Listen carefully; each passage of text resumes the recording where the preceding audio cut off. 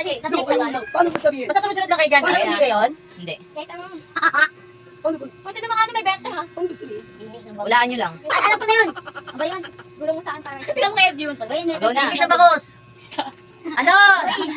Oh, next. English ang bangus. Dali. Alam mo ulit. Asa fish. English ang bangus. English ng bangus.